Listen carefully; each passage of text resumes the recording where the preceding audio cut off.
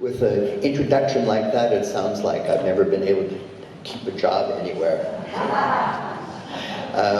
I'm very happy to be here this morning. I know that a lot of you are a bit weary from the gala dinner you had last night, which is why only about half of you are here. But I want to first of all thank very much, of course, Mercedes, who apparently is not well, and Dr. Udonuk, and all of the personnel of OMEP and of the university itself for all of the extremely hard work they put in to organize this kind of activity. It was, I know, very much a labor of love, but very challenging in many ways, and I think we end up with a very rich and exciting program. It's interesting because both I and the next speaker have in our titles the word future, and I think that's important that we think about today. This is following up a bit from what Professor Urban talked about yesterday, so trying to link our two presentations together.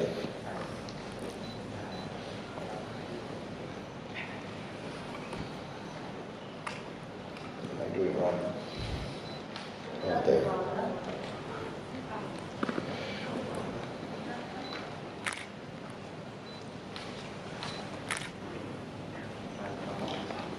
Oh, there we go. Okay, so what I want you to do first of all is try to imagine, if you can, right now, the very different world into which children of today will enter as adults. What will that world look like in 20, 30, 40 years? What opportunities, but also what challenges will it bring? Opportunities, perhaps increased food production through new agricultural technologies. There will be a peak in population, I read this week, of about 10.5 billion. Obviously, I hope still improvements in health and education, but of course there will also be challenges, and I'll be talking about that later this morning. So whatever your vision of what the world will be like, what knowledge and skills do young children need to gain now in order to survive and thrive in that future? Okay. What do you and we have to transmit to them, help them learn in order to survive and thrive? And what are you doing, actually, to prepare them for that future?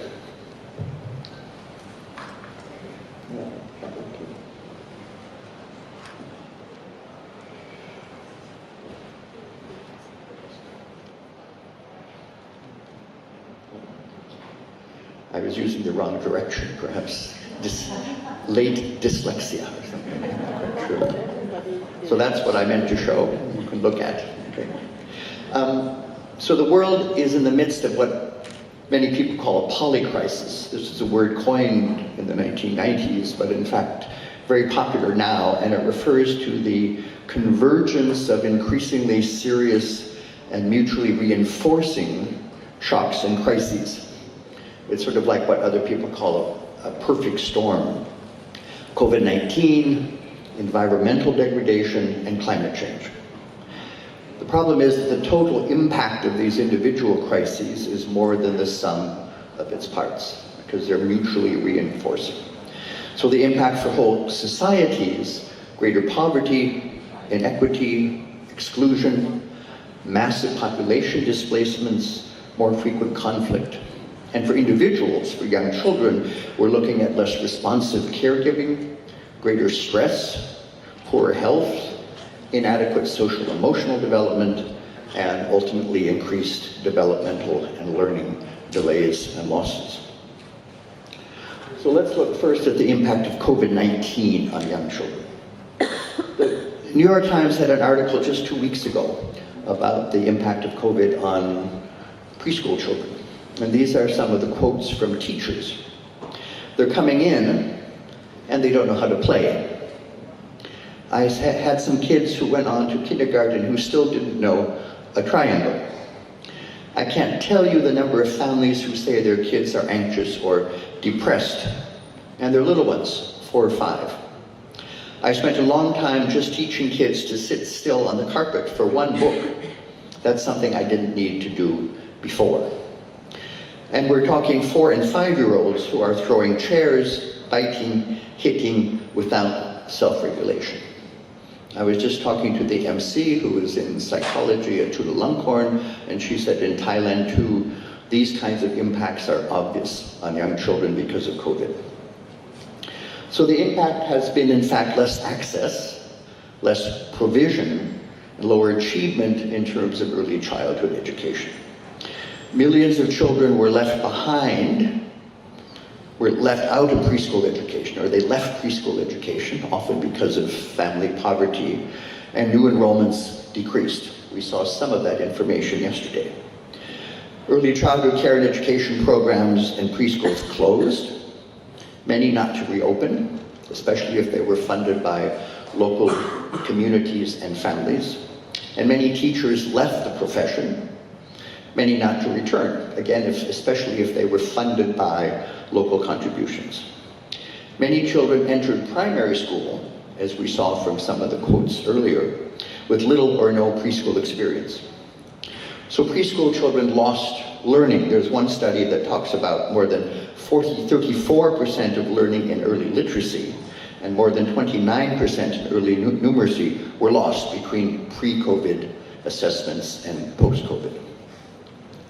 But there's also less and less responsive childcare and poor health and nutrition, more toxic stress, greater poverty, food insecurity, orphanhood, domestic violence. There are studies about the sheer increase in the number of 911 calls in many countries around the world because of domestic violence linked to the isolation and the increasing poverty and stress because of COVID-19.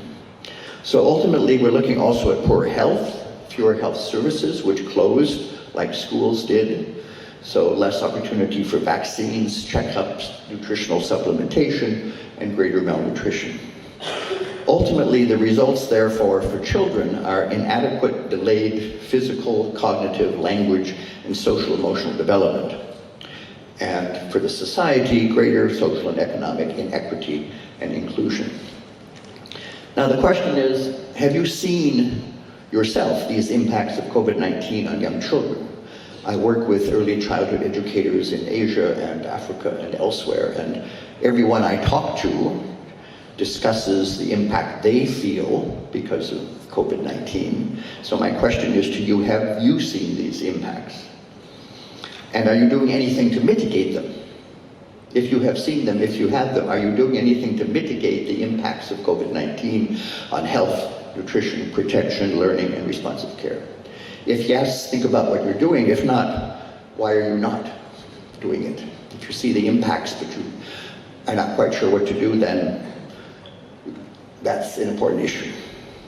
So the second part of the poly crisis is the impact of environmental degradation on young children. Young children are least responsible for environmental degradation. It's not their fault, but they bear the brunt of health-related impacts. And yet they have the fewest resources and the least capacity to address these impacts. So children's development from conception through early childhood is disrupted seriously by environmental degradation, indoor and outdoor air pollution, cooking, indoor cooking, outdoor problems of wildfires, PM 2.5 levels, and many of us here in Thailand and you in your countries know what that means over the last several months. But also exposure to harmful toxins, mercury and lead, and the lack of clean and protected play and recreational spaces. This picture on the left is something that was discussed at a ARNEC meeting in 2019 in Vietnam, where I first understood this issue of the special impact of environmental problems on young children. Okay? Air pollution sinks to the ground, and young children are often at that level. So they are breathing in more regularly polluted air. And this is a problem. And we have data to show that every day 17 million babies under the age of 1 breathe polluted air, and 630 million children under 5. It's a large percentage. And every year, 1 in 10 deaths of children under 5 is linked to air pollution. The result, a higher risk of disease, developmental delays that can reduce an individual's long-term cognitive, social, emotional, and physical potential. Young children breathe more often than we do. Their lung system, their immune system is less well developed than ours. So they are more susceptible to the impact of things like air pollution, and that we see in the results of some of the data I've offered. The third part of the polycrisis is young children and climate change, and the impact of climate change. So we know that climate change is widespread, rapid, and intensifying, despite those who say it doesn't exist, but we know this, okay? And about 1 billion children, nearly half of the world's children, live in extremely high-risk countries in terms of climate change, and suffer from the impacts of climate change from typhoons, cyclones, hurricanes, floods, drought, wildfires, and/or rising sea levels. Almost all of South Asia, if you look at issues around drought in Pakistan and flooding in India and Bangladesh, floods in China, even in Thailand, typhoons coming into East Asia and the Philippines, rising sea levels in the Pacific. All of these things are happening now. And the impacts of climate change are just two examples in terms of floods and heat waves. Flooding disproportionately affects the poor, with 89% of the world's flood-exposed people living in lower middle-income countries. And more than 400 million children in just this region live in areas with high flooding occurrence. In terms of heat waves, by 2050, remarkable statistic, almost every child in the world, nearly 2.2 billion children, will be exposed to heat waves. We see that happening in Europe, we see that happening in North America. The heat in Thailand a month ago was considerably higher than it had been before for that time of year. And extreme heat then, like air pollution, has serious effects on children's health.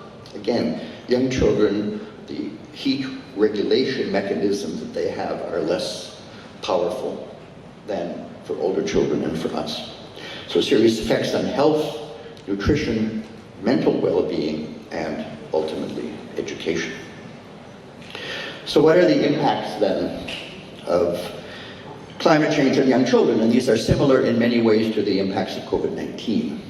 Increased family poverty, greater food insecurity, the agricultural cycles are all out of sequence, if you will. Higher rates, therefore, of malnutrition, a higher incidence of childhood disease. Vector-borne diseases like malaria and dengue are spreading into parts of the world where they have never been seen before because of the changing climate. More severe toxic stress within the home, the family, the community. Less responsive caregiving in the family. The parents and caregivers are distracted by many other things than responding as they should to their young children. Large-scale displacements and migration. We're talking about hundreds of thousands of people who have to move because of drought and because of flooding. Damaged and destroyed preschool infrastructure from flooding. Sea level rise in the Pacific. And the loss of cultural heritage. The impact of climate change is especially serious on indigenous peoples for a number of reasons. But you also have World Heritage sites or cultural heritage sites that are damaged and destroyed.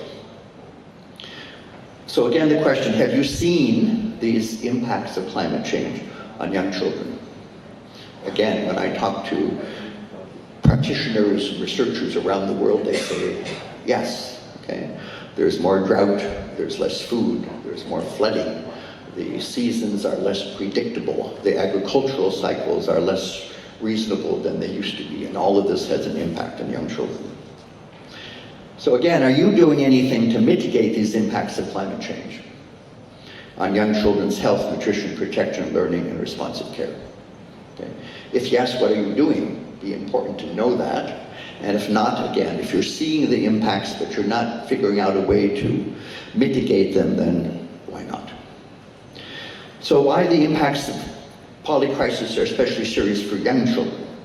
Well, I've talked about that already in terms of the physical development, physiological development of young children. But there are other issues as well. As we know from COVID-19, but also from climate change, young children's socialization, school readiness, and foundational learning are seriously disrupted. Schools were closed because of COVID for 2 years in the Philippines. Okay? One of the longest school closures that we have in the world. Your country's perhaps considerably less, but again, the impacts were there. Play, interaction, exploration, limited due to, first of all, the pandemic isolation, but also pollution and climate events. And the polycrisis adverse impacts are multiple and accumulate over time. The total is greater than the sum of its parts, so you have the impacts of COVID-19 plus air pollution and climate change, serious impacts. So both development and learning loss occur. We hear a lot about learning loss because of COVID, where we hear less of what could be called development loss of children's development, potential interruption of the development process. And this therefore is linked to physical, language, cognitive, social, emotional development and mental health.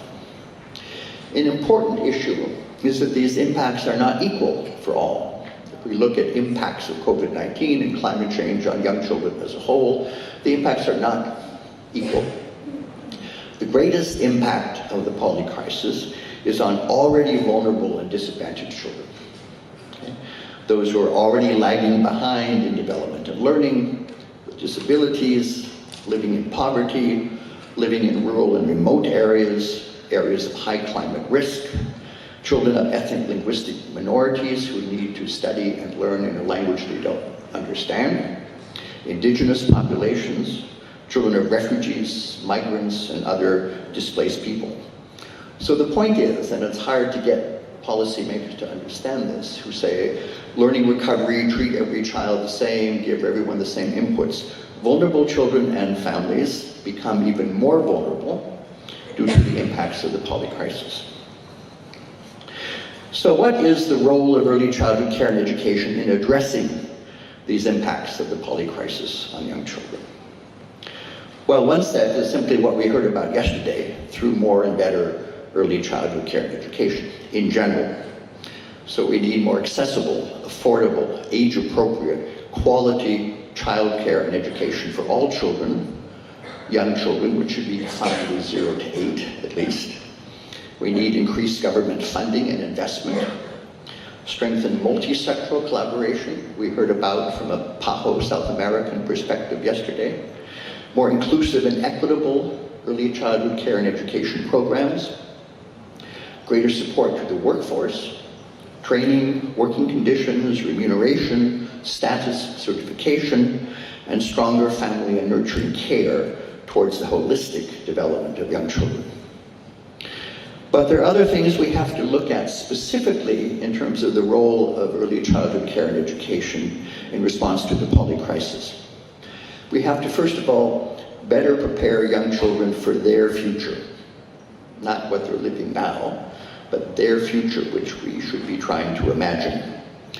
So we have to understand the serious impacts the polycrisis is now having and will continue to have increasingly on young children's development, learning, and well-being. We have to understand what is happening. And then we have to, as I tried in the first slide, understand the very different and challenging nature of the future environment, 20, 30, 40 years from now, in which the young children today will need to function successfully as adults. I don't think my kindergarten teacher woke up every morning imagining the future I would go into when I was 40 years old. But I think it's especially important for us to try to do that now because of how the world is changing. And then ensuring that young children, again, now gain the knowledge and skills needed to function not only now, but also in their future. And this means, in terms of curriculum, trying to ensure a balance between, first of all, knowledge. Children do have to know how and why the world is changing. Even young children can, in fact, learn a lot about that. But there's also what we call mitigation and action, how to slow the process and reduce the impacts. This is recycling, nature appreciation, green schools. I do get frustrated because in a lot of people's eyes, climate change education stops here. If one can teach children to love nature, become stewards of the planet, recycle plastic in their schools and plant trees, that's considered enough. Well, it's not enough, it's a good start. So we have to go beyond the greening of schools to look at adaptation, how to cope with and adjust to the impacts that are coming. And this is what Christy was talking about in terms of UNESCO's work yesterday, stronger social emotional skills, such as resilience, problem solving, and collaboration. So how do you ensure that climate change education, education related as well to environmental degradation and other kinds of things, is not only looking at local level action, which is important, but also in terms of gaining the values and attitudes and behaviors that will help children to adapt to and adjust in the future. And then focusing, especially in terms of vulnerability, on the specific risk factors faced by the vulnerable young children because of their characteristics, gender, disability, ethnicity, and their context, poverty, remoteness, conflict, natural disaster. So to summarize, if you will, the role of ECCE in terms of preparing children for their future is we have to understand the impacts now having. We have to have a better understanding of the environment into which they will move. We have to ensure that they gain the knowledge and skills needed to function in that future. We have to get the balance right between knowledge and action and adaptation, and we have to then focus especially on those who are most vulnerable. One more point, in terms of policy issues responding to the crisis, how do we try to get policies and processes that incorporate the needs, rights, and voices of young children? We've seen that they bear the greatest burden, but they have, of course, the fewest resources, and if you will, the weakest voice. We have to place young children at the center of the discourse and policy making around their futures.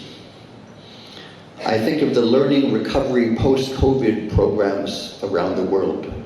Most of them started at grade 1. They didn't consider young children. We see now a lot of climate change strategies being developed, national strategies. They never talk about the impact on young children and what to do about it. Or we see early childhood policies being developed, and they never look at the impacts that young children are going to have to face in their future. Then we have to act on multiple levels. Resilience, agency, and adaptability are important things for children, families, communities, and ECE programs, your programs and systems, to better prepare for, mitigate the impacts of, and respond to current and future crises. One caveat. It's easy to get into a point of eco-anxiety, eco-doom, eco-stress. We have to somehow make sure that that is balanced with a sense of agency and action. Okay? There are surveys around the world of adolescents and youth who are consistently anxious about the future because they've been listening to the kinds of things I'm talking about. So we have to make sure that within the curriculum, within the school and classroom and early childhood program, there's a balance between becoming aware of and able to adapt to, but also understand that children, young children, and all of us have an agency to try to make things better. So where to for early childhood care and education amidst the polycrisis? Well, we're moving in to an unknown, complex, and even, I think, dangerous future. An environment very different from the one we live in now. Okay? A future that requires early childhood care and education systems, the systems you work in, to genuinely transform themselves. And that gets back to what Mercedes was talking about, transformative early childhood care and education systems. These systems must ensure that the young children of today gain the knowledge, but also develop the social emotional skills to enable them to mitigate the impacts of the polycrisis now, those that are already occurring, and then to adapt to survive and thrive in the future. So the question, I suppose, is, we can't answer it now, what can you do as individuals, and what can OMEP do as an organization to make this happen? To do something about helping children gain knowledge and skills to mitigate the impacts and to adapt to survive and thrive. So that's the question I'll leave you with. One more note, however. I did a quick and rough count or analysis of the OMEP program.